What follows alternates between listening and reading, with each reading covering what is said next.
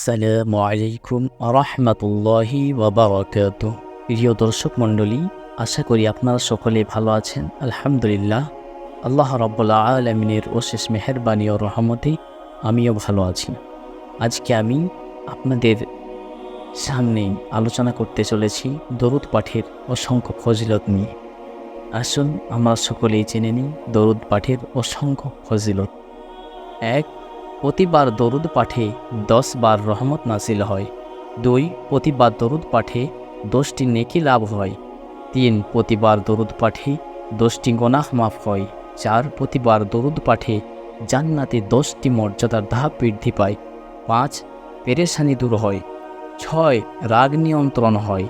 7. স্মরণশক্তি বৃদ্ধি পায়। 8. রাসূলুল্লাহ সাল্লাল্লাহু আলাইহি ওয়াসাল্লাম বলেছেন, যদি তুমি কোনো কিছু ভুলে যাও তাহলে আমার উপর দরুদ পাঠ করো, ইনশাআল্লাহ ভুলে যাওয়া জিনিস মনে পড়বে। 9. সকল প্রকার বিপদ আপদ দূরীভূত হয়। 10. দেহ রোগমুক্ত থাকে। 11. হায়াত বৃদ্ধি পায়। 12. যাবতীয় অভাব অনাটন দূর হয়। 13. দোয়া কবুল হয়। কোনো দোয়ার মধ্যে দরুদ না থাকলে সেই দোয়া আল্লাহর কাছে পৌঁছায় না। 14. সকল বিষয়ে উন্নতি সাধন হয়। 15. যাবতীয় সমস্যার সমাধান হয়। চাকরি না হওয়া, ব্যবসায়ে লোকসান, বিয়ে না হওয়া, সন্তান হয় না, মনের আশা পূরণ হয় না, অথবা যে কোনো সমস্যার সমাধান হবে। 16. দিন দুনিয়ার সকল উদ্দেশ্য পূরণ হবে।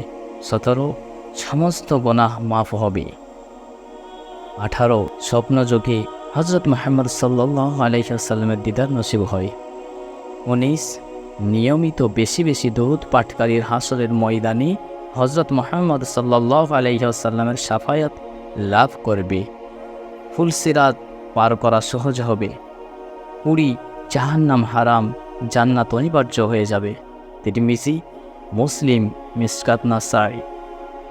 আল্লাহ রাব্বুল আলামিন আমাদের সকলকে এই আমলগুলো করার তৌফিক দান করুক। আল্লাহুম্মা আমিন। আসসালামু আলাইকুম ওয়া রাহমাতুল্লাহি ওয়া বারাকাতুহু।